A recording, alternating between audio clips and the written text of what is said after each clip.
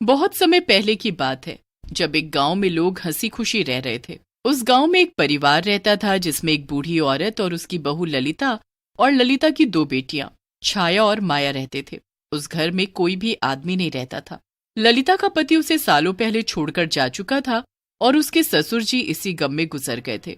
अब बस उस घर में 4 औरतें ही बची थी। ललिता घर घर जाकर लोगों के बर्तन मांजती थी और अपनी दोनों बेटियों माया और छाया को पढ़ा रही थी।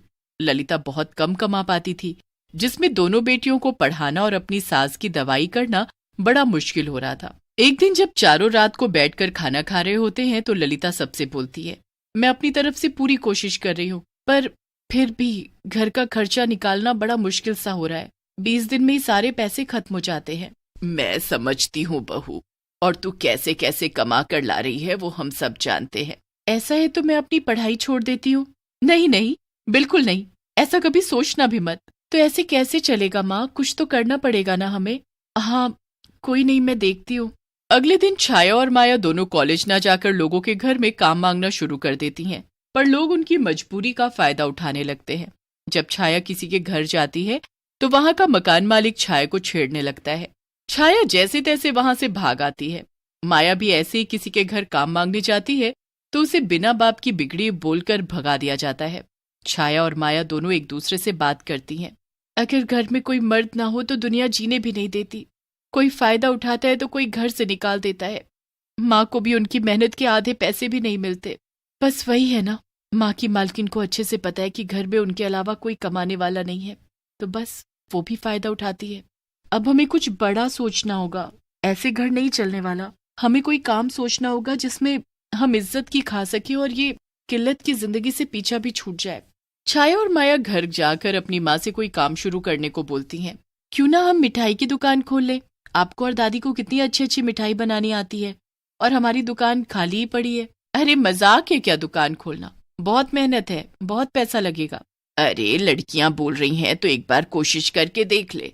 वैसे भी अब तो दिवाली आ रही है, मिठाई तो खूब बिकेगी। दादी ठीक बोल रही है माँ, मान जाओ ना हमारी बात। ललिता सबकी बात मान लेती है। अगले दिन वो एक एक पैसा निकाल कर ले आती है। छाया और माया भी जमा किए कुछ पैसे निकाल कर ले आती हैं। ये ले, मेरे पास भी कुछ पैसे हैं, ये भी दुकान में काम आएंगे, रख ले। सारे पैसे इकट्ठे करके छाया और माया मिठाई का सामान ले आती हैं। उसके बाद सब मिलकर मिठाई बनाना शुरू कर देते हैं। ललिता के पड़ोस के घर में उनकी पड़ोसन शीला उनसे बहुत चिढ़ती थी, और जब वो अपनी खिड़की से देखती है कि ललिता के घर में कुछ तो हो रहा है तो वो झट से उनके घर की खिड़की पर आकर सब देखने लगती है। शीला उन सब की बातें सुन लेती है और फिर सबको मिठाई बनाते देख शीला एकदम जल भुन जाती है। अच्छा, तो ये इतनी सारी मिठाई बनाकर दुकान लगाने वाले हैं। अगर ऐसा हुआ तो ये तो अमीर हो जाएंगे।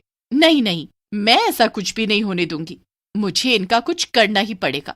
जब रात को ललिता और उसकी बेटियां सारी मिठाई बनाकर रख लेती हैं और जाकर सो जाती हैं, तब शीला पीछे से आती है और मिठाई में कुछ मिला देती है। जब शीला मिठाई में कुछ मिला रही होती है तभी ललिता पीछे से उसे देख लेती है। हे भगवान, ये औरत हमारे घर में क्या कर रही है। ललिता सबको चिल्ला चिल्ला कर बुलाने लगती है। शीला उसको चिल्लाते देखकर घबरा जाती है कि अब तो उसकी चोरी पकड़ी गई और अब उसके पूरे मोहल्ले में बदनामी हो जाएगी। शीला को एक डंडा दिखता है और वो उठाकर ललिता के सर पर मार देती है। ललिता वहीं गिर जाती है और दिमाग में चोट लगने से मर जाती है। तभी वहां ललिता की सास ये सब होते देख लेती है। छाया, माया जल्दी आओ। अरे इस बुढ़िया ने तो मुझे देख लिया।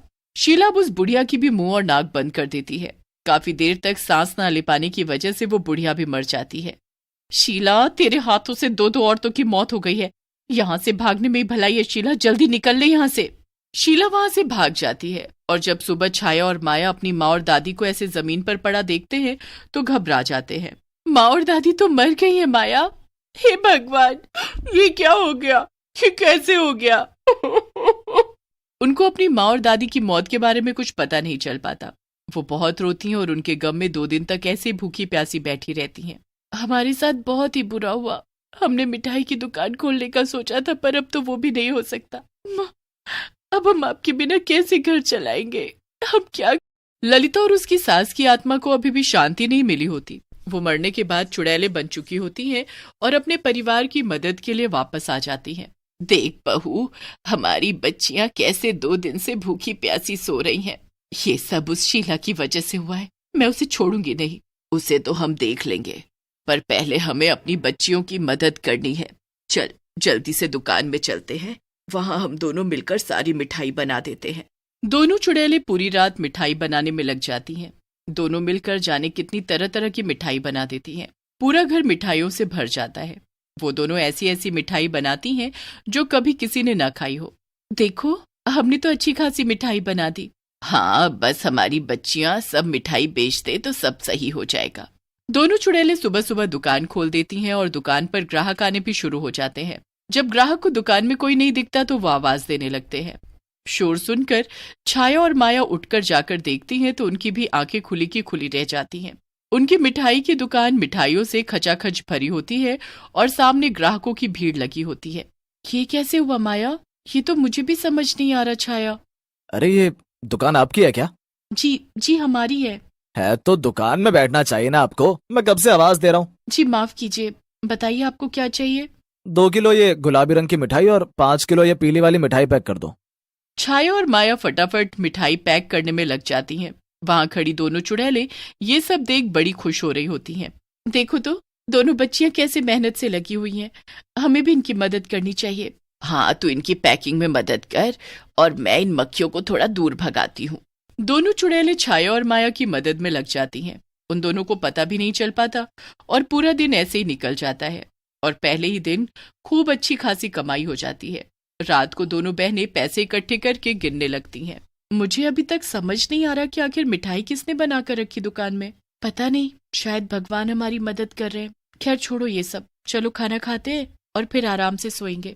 दोनों खाना खाकर सो जाती हैं और उनके सोने के बाद दोनों चुड़ैलें फिर से दुकान में आकर मिठाई बनानी शुरू कर देती हैं। इस बार वो पहले से भी ज्यादा और नई नई तरह की मिठाई बनाती है। सुबह होते ही वो दुकान खोल देती हैं और जब छाया और माया आती हैं तो उनको दुकान खुली हुई मिलती है और जैसा उन्होंने सोचा होता है बिल्कुल वैसे ही दुकान मिठाई से खचाखच भरी मिलती है। छाया और माया दुकान में बैठ जाती हैं और ग्राहकों की भीड़ भी लगनी शुरू हो जाती है। अब वहां से शीला गुजरने लगती है और वो दुकान देखकर एकदम दंग रह जाती है। ये कैसे और कब हुआ? मुझे तो पता भी नहीं चला। इन दोनों ने आखिर ये दुकान खोल कैसे ली? ये सब मिठाई इन्होंने कैसे बना ली? शीला दुकान में जाती है और वहां लगी भीड़ देखकर वो जल भुन जाती है। देख, आ गई हमारी जान लेने वाली। अब मैं उसे नहीं छोड़ने वाली। अभी नहीं, ये रात को फिर से आएगी उस दिन की तरह मिठाई खराब करने। बस हमें रात तक इंतजार करना होगा।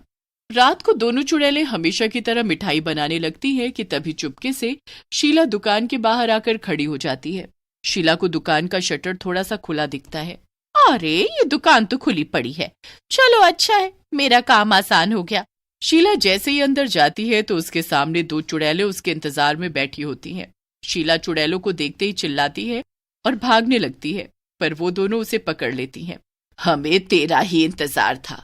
हमें पता था तू अपनी हरकतों से बाज नहीं आएगी और दोबारा हमारी मिठाई खराब करने यहाँ जरूर आएगी। अरे छोड़ो मुझे, बचाओ, कोई तो बचाओ। अब तुझे हमसे कोई नहीं बचा पाएगा। दोनों चुड़ैलें शीला को कसकर पकड़कर रखती हैं और उसे मिठाई खिलाना शुरू कर देती हैं।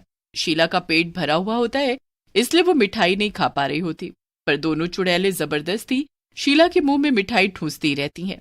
मत करो, मेरे साथ ऐसा, मेरा दम घुट रहा है। तो याद कर वो दिन जब तूने मेरा मुंह और नाक बंद किए थे। मेरा भी ऐसे ही दम घुटा था और मैं मर गई, और फिर तूने मुझे भी डंडा मारा। तुझे जरा भी डर नहीं लगा क्या? तुम दोनों ललिता और उसकी सास हो? हाँ, बिल्कुल सही पहचाना तूने। और अब याद रखना कि हम हर पल अपनी बच्चियों की रक्षा कर रहे हैं। तूने अगर दोबारा कोई भी हरकत की तो इस बार जिंदा नहीं छोड़ेंगे। नहीं नहीं नहीं नहीं नहीं, मैं ऐसा कुछ नहीं करूंगी। मुझे माफ कर दो, मुझे जाने दो।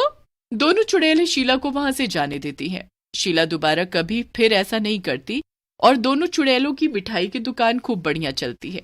दिवाली भी आ जाती है और दोनों बहनें मिलकर दिवाली मनाती हैं, पर अपनी माँ और दादी को भी खूब याद करती हैं।